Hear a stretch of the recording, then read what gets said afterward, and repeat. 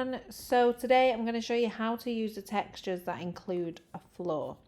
So the first thing we're going to do is copy that background layer. So Command or Control J to copy the layer that is underneath. And I'm then going to select my subject. So you can use a quick selection tool and just select your subject. Something like this happens where it doesn't select the right part, don't undo. Go to, hold your Option or Alt so that you can see it's switching. If I click here and then hold Option, it's selecting the minus. So hold Option or Alt and correct it, because the more you correct it, the better Photoshop is going to get at selecting it. However, if you have Select Subject, then definitely use Select Subject, because Photoshop will do all the work for you and it just saves some of that time. Okay, so then I'm going to add a layer mask.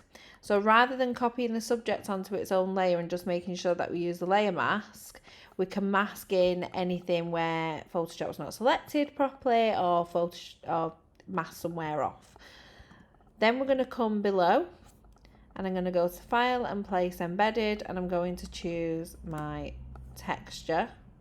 So I'm going to go with this one. You can rotate it, but I'm going to keep it this way. Then I'm going to change the blending mode to Soft Light, and I'm then going to go File and Place Embedded again and choose my floor.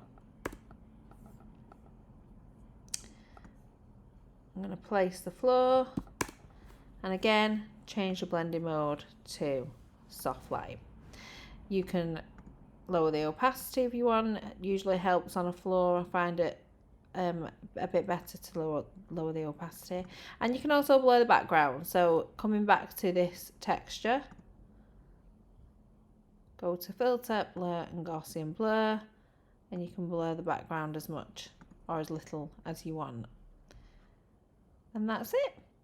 That simple. And then if there's anywhere where it's missed off, so let's say I think I can see a little bit here in the hair, come to your top layer, switch to your black brush and use a low opacity and a small brush. So I'm using 30% opacity and I'm just drawing in between those hairs, and can you see how natural that is, because I'm using such a low opacity. So we don't have to go in with a 100% opacity. We can build it up with a lower opacity. It makes it really easy masking and a lot more natural. So look at that, I'm only using my trackpad on my laptop. I'm not using anything fancy. You can go in between the tool as well, and because we're using that lower opacity, it's much more natural.